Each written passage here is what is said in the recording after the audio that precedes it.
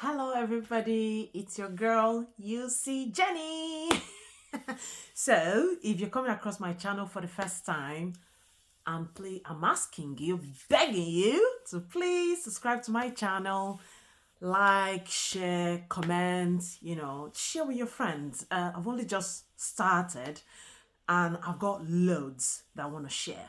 And I think the reason why I decided to start this channel is just to, lend my voice on issues impacting women, issues that kind of like inhibits us from progressing and achieving our full potential, more like. So I'm Nigerian, so most of the issues I'll be discussing might relate to Nigeria, but I will always bring it back to how it affects women. Because I mean, most of the issues that we go through is not just jurisdiction based, it's everywhere. It impacts everybody everywhere, irrespective of where you are. So there's this trending issue in Nigeria now regarding our Senate President, Senator Godswill Akpabio, and Senator Natasha Akpoti. Now, just a refresher. I've done a couple of videos on it, so I would urge you to go and watch and like and comment. And then, if there's anything else you think I should, make videos about, let me know. I'm happy to jump on it. And just to assure you as well, most of the videos I've done my research. So I'm not just going with the flow. I settle down, I read, and I jot down some notes before I come to, comment, and just to give people an idea of what's going on so you can make an informed decision. Now, what am I talking about? Senator Natasha had earlier, accused the Senate President of sexual harassment. And of course, we all know how that ended up. She's been suspended for 6 months without pay. She's not supposed to step foot into the National Assembly. Her office has been locked up. So she's literally out there in the cold. And she's going to be there for 6 months until she's allowed back into the National Assembly. Now, let's take it back. Now, everybody is saying, is it just her? Is it just her? Why can't she maintain? Why can't she just be quiet? Why should she come and talk about it and all that? I made a video as to how she would have gone around it. Every other person is entitled to their opinion, but I'm just saying, we women, when things are happening and we keep doing the same thing all over and over, all over again, and it's not giving us the result that we want, we need to change our strategy. Now, the reason for this video, I'm going to go back to Akpabio and the same kind of accusation that was leveled against him by Joy, the MD, the acting director of the Niger Delta Development Commission, that's NDDC. Now, Joy Nunieh, she's called. I'm going to call her barrister Nunieh because she's a barrister. She's a qualified legal practitioner in Nigeria. She was appointed as the acting MD of NDDC at the time. What did she do? She went in and started, acting out her role as the, the main person, that's the managing director of such a commission. She's from the Niger Delta. And there was, so according to her, she couldn't perform her role, her duties as the MD. Reason being, at the time, Akpabio, who is now our Senate President, was the chairman, was the minister of Niger Delta. So now we have Niger Delta Ministry, and then we have NDDC, which was set up to be able to help, those in Niger Delta, all the oil bunkering and a lot of destruction that's happened there, just a way to help develop the place again. I'm not going to go deep into NDDC because or what the commission is set up to do and all of that. If you want more information, you can go into Google and ask Google what NDDC was set up for, and then you can get an understanding of the kind of rot and issues that is happening in Niger Delta that led to the birth of NDDC. Now, our dear barrister Joy became the MD, and there were now issues between herself and the minister, who is our now Senate President. According to what was published in the newspapers, and also the interview that she granted to Arise TV sometime in 2020, she did mention to us that the reason why she was sacked was because Akpabio accused her of insubordination. That's one. And then secondly, that she did not have her NYSC certificate. Now, for non-Nigerians, before you can work in the public sector in Nigeria, you must have undergone what is called National Youth Service. So it's more like a paramilitary training where you go to the camp and then you come out and then you kind of like work within any sector where they post you to for 1 year. And as soon as you complete that training, you get your certificate, your NYSC discharge certificate. And that is what you can then use to get, because most public sectors, before they employ you, they need you to provide a certificate for them. So that's what she was accused of not having. So if you don't have it, you don't even have the rights to work in the public sector. So that's aside. And she said this was an accusation by Senate President. The Senate President, however, did not, she said she served in Kwara State. As I'm making this video, I have not seen a certificate of discharge from the NYSC for her. So I'm not looking to make things up. I'm just telling you what I have read and what I have seen and what I have watched based upon the research I've done. So she said what happened was that she lost all her certificates after her elder sister passed. So her elder sister was the custodian of all the certificates in their family. Most families are like that. There are some of my documents I still have to go to my mom to get, because some families have that one person that kind of keeps hold of everybody's certificate and document and all of that. So that's her case. And then when her sister passed, apparently when somebody passes away, maybe unexpectedly or something, you then have to start looking for stuff. And then she couldn't find hers. She couldn't find her discharge certificate. She couldn't find her cultivar certificate and all of that. But she had the photocopies.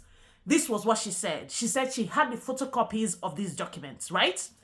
Now, she wrote a letter, a handwritten letter to the Nigerian Law School, asking them to provide her with certified true copy of her cultivar certificate, and also provide her with certified true copy of the list of the people that attended, that were sent to the NYSC for that period of time when she graduated. Now, when you finish from Nigerian Law School does send your list. Well, maybe at the time, but what happens now is Nigerian Law School doesn't send that list. It's actually your university that will send the list to NYSC. Maybe her own time, because my own time, it was my university. I'm a lawyer, if you don't know, just a reminder. So my university at the time, and I went to a prestigious private university. Hello, yeah. So my university at the time sent my name to the Nigerian to the National Youth Service, saying that this person is now qualified to serve and all that. But maybe that wasn't the case during her time, because we're talking about so many years ago, maybe 30, 40 years ago. I don't know. Now, she said she sent the handwritten letter to Nigerian Law School for the certified true copies of this. What I didn't get from the interview was whether she got back these certified true copies. Because what Akpabio was running around with was the fact that a handwritten letter was done by her to the Nigerian Bar, Nigerian Bar Association, to the Nigerian Law School, asking them to provide her with the certified true copies. She did say, however, the reason why she hasn't supplied any of those documents was because she was advised not to, because if she does so, it might be tantamount to somebody, trying to forge the documents or whatever. So she was of the opinion that he who alleges must prove, which is true. If you allege that I haven't gone to law school or I haven't done my NYSC, you must prove it. Again, she said Akpabio have not proven it. Everything Akpabio is running around with is the fact that a handwritten letter was done by her to the Nigerian Law School. Put that aside. Now, the next thing again that was raised by Akpabio was the fact that she was, what was it called? She was accused of being insubordinate, right? And she said, insubordination, now, public sector have their public sector rules. Now, the public services rules says if somebody is being insubordinate to maybe a higher authority, what you should do is to issue a query.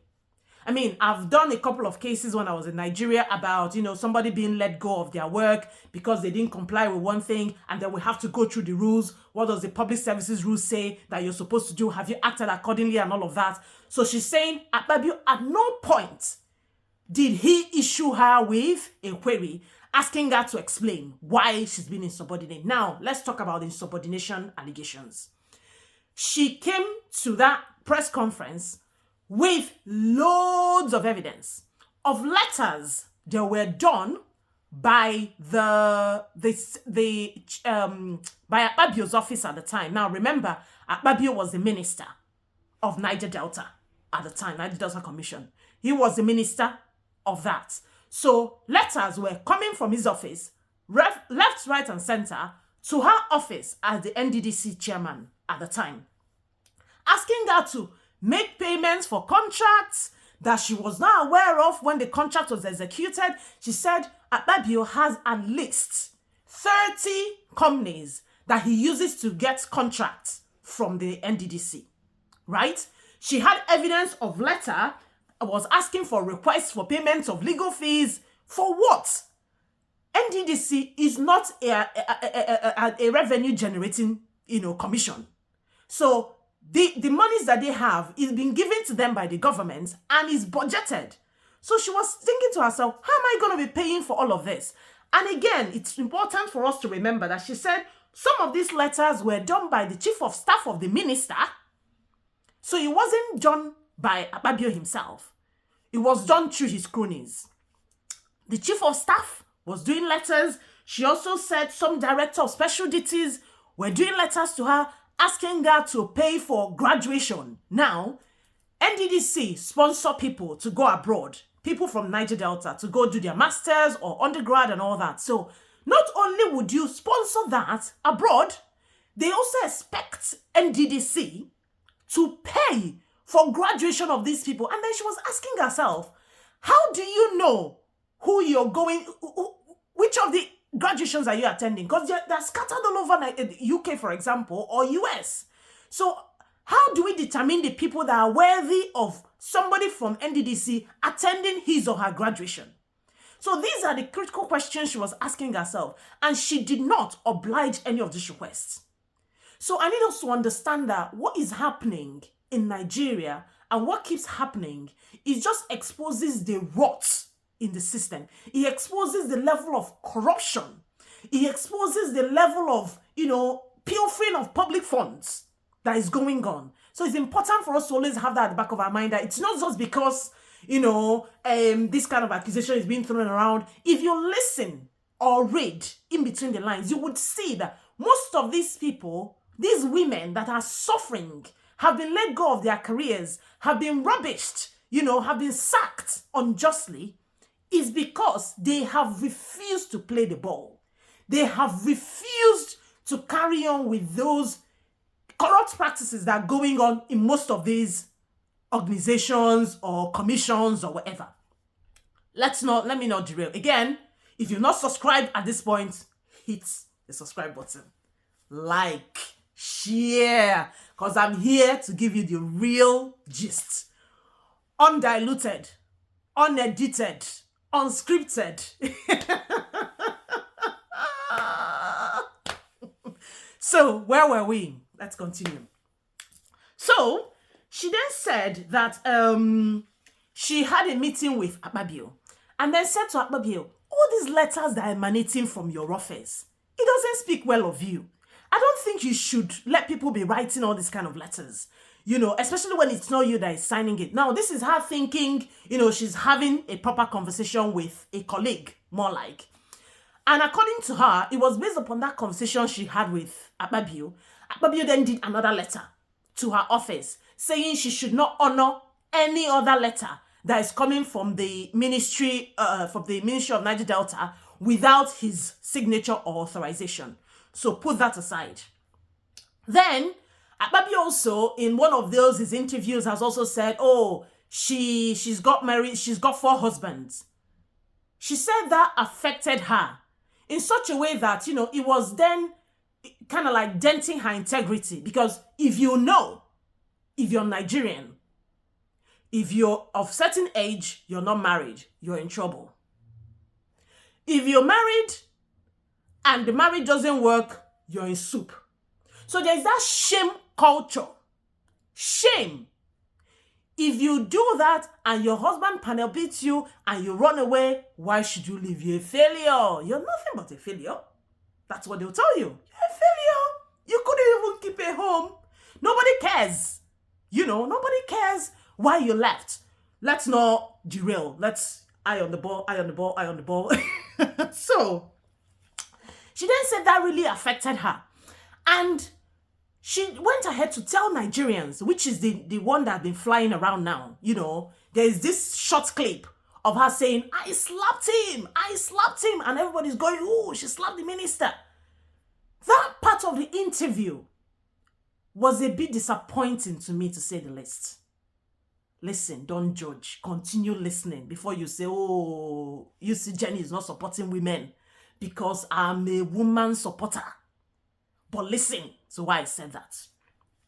Now, she said, I slapped him because of his plan B. She made us remember, or she made us, realize that most of the meetings she gets in with Akpabio are not done in the office.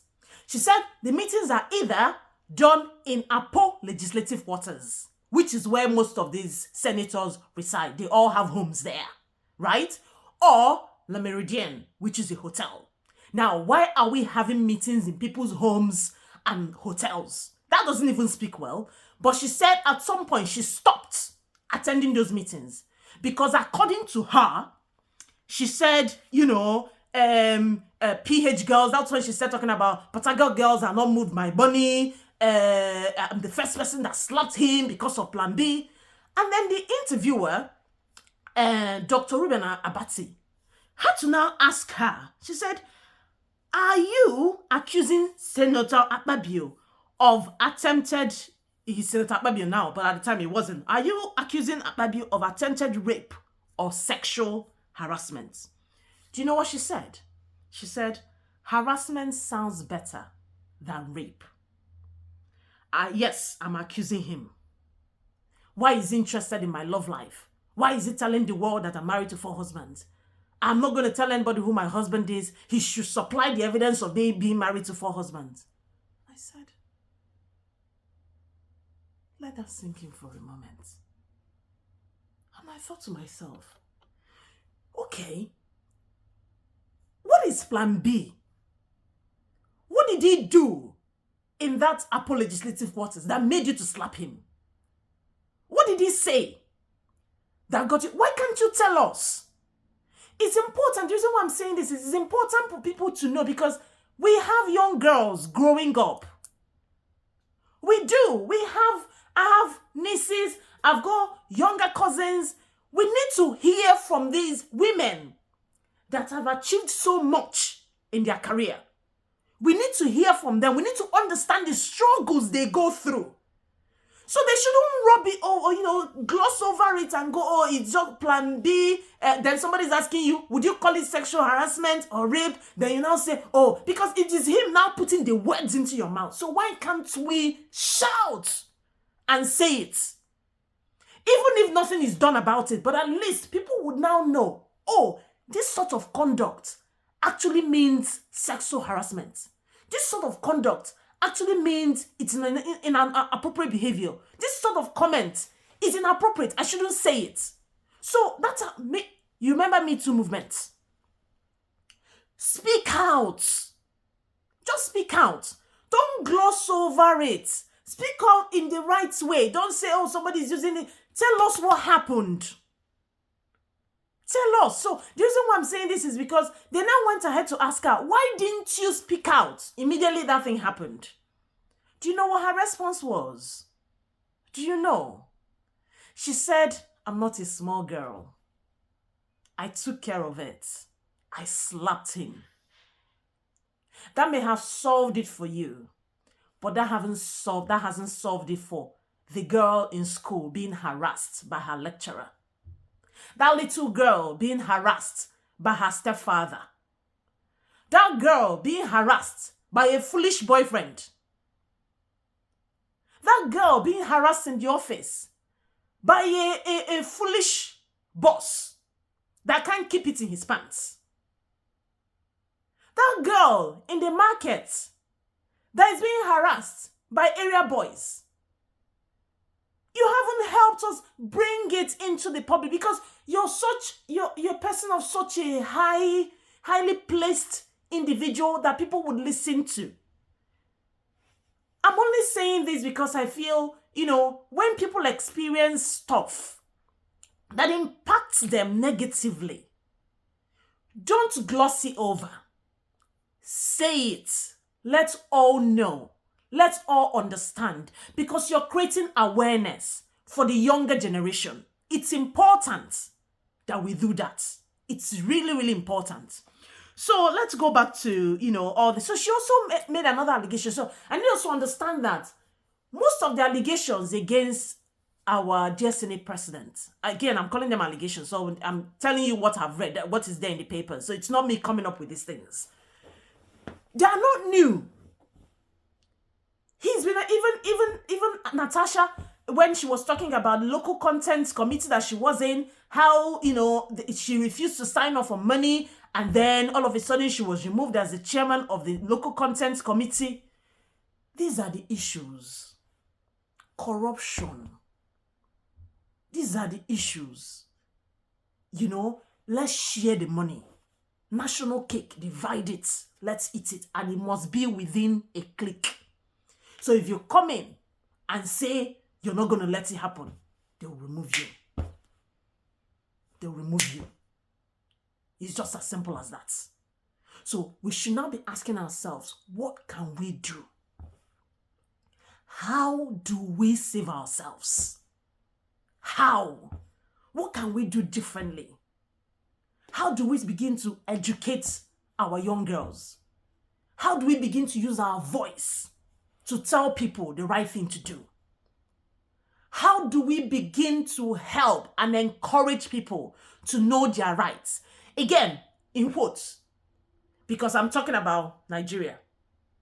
I'm not talking about UK. I'm not talking about America. I'm not talking about every other country that cares about the women's rights or women's rights, that cares about violence against women. Because sexual harassment is violence against women. You're making me uncomfortable. You're telling me my boobs look some sort of way. And then you laugh about it. You're telling me you're being very jovial. It's wrong. You shouldn't be doing that because they're making me uncomfortable. So these are the kind of things we need to also educate our men. We have growing sons.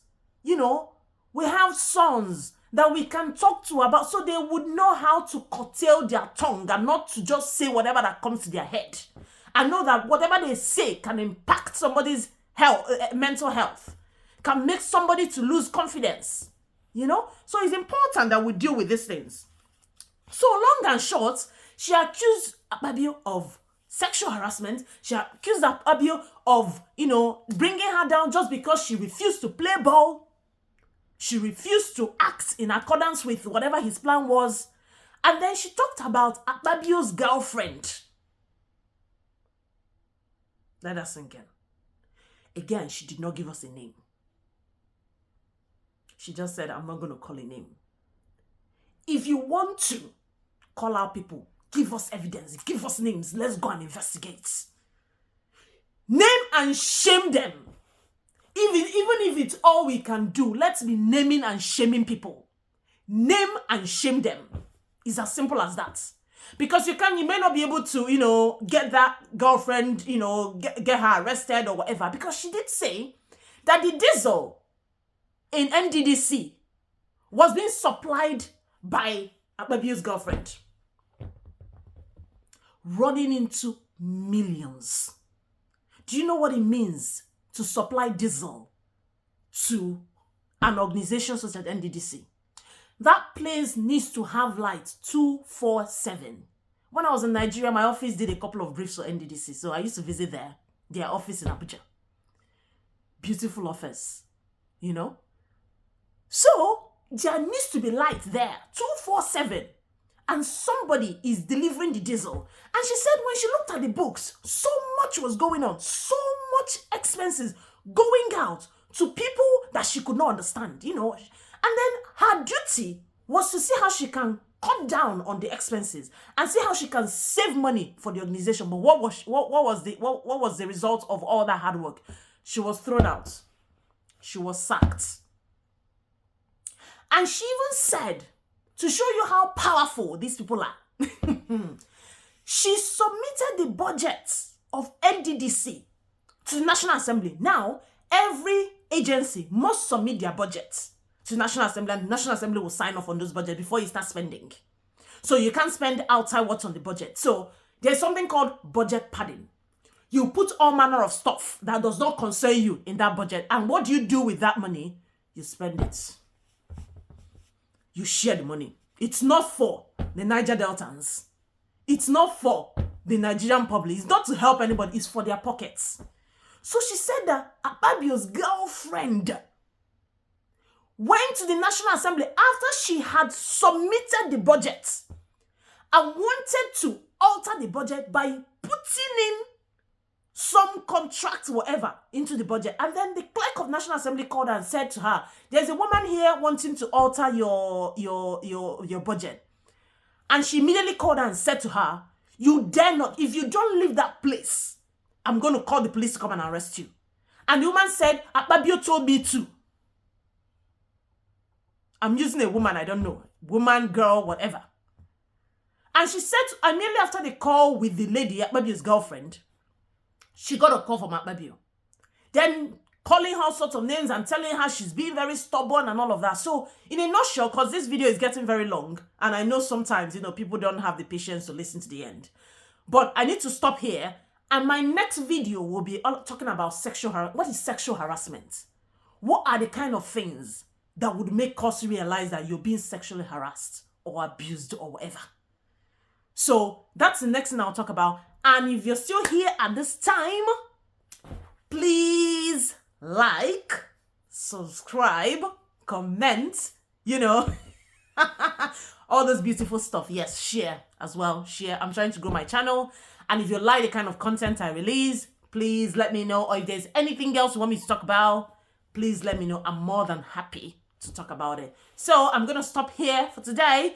And I would like us to also, you know, put our comments and tell me which ways we can help women, because we are all women, beautiful, amazing, intelligent women, how we can help ourselves in situations like this.